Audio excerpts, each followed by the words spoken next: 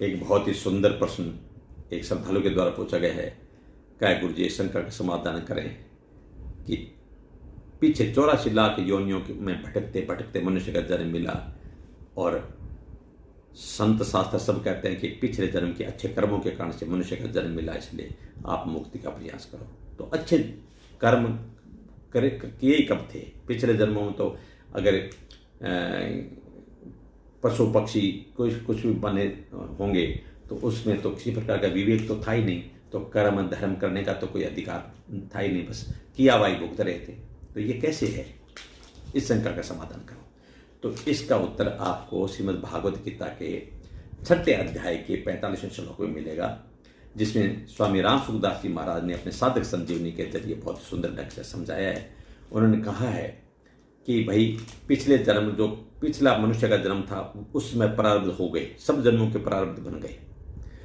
तो उसके बाद तो वो कर्म योनि थी मनुष्य जन्म की, उसके बाद जो बीच की योनियां रही हैं 83,99,999, इन योनियों में तो भला बुरा जो किया था उसका भुगतना ही हुआ, इसलिए उसकी सफाई हुई। क्योंकि मनुष्य जन्म में पाप और पुण्य करने के लिए मनुष्य का जन्म नहीं है। मनुष्य का जन्म तो खुद का कल्याण करने के लिए, मुक्ति प्राप्त करने के लिए, 84 लाख जन्मों से जन्म मरण को मिटाने के लिए, भगवान को प्राप्त करने के लिए, यही तो उद्देश्य है ना।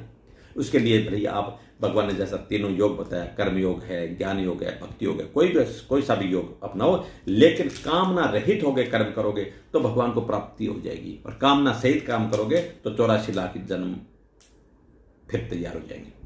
तो इसलिए स्वामी राम सुखदास जी महाराज ने कहा है कि मान लो पिछले जन्म में अगर आपने पुण्य का काम किया और स्वर्ग में चले गए तो इसका मतलब पुण्य वहां खत्म हो गया, फिर आप आए तो ये सफाई होगी। दूसरा, पाप पुण्य दोनों सफाई करना है। दूसरा, अगर आप नरक में गए तो वहां भी पाप कर्म आपका खत्म हो गया, वहां दंड मिला आपको, खत्म हो गया, सफाई हो गई।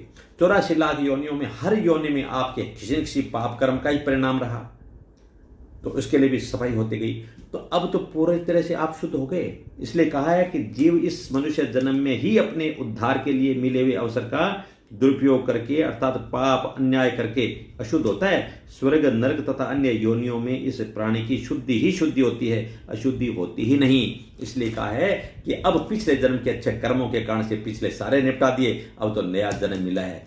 तो इस जीवन के अंदर प्रारब्ध कर्म ही तो है, मनुष्य जन्म के में किया था कि पिछले सारे मिट गए, दोबारा मनुष्य का मौका मिला है जन्म इस योनि का। इस योनि में आकर के आप अपने कल्याण के लिए परम गति को प्राप्त करें, भगवान को प्राप्त करें और 84 लाख जन्मों के जन्म मरण को मिटा दें। बस यही आपके अच्छे कर्मों का फल है, इसीलिए आपको मनुष्य का जन्म मिला है, ये कहा गया है गीता के अंदर।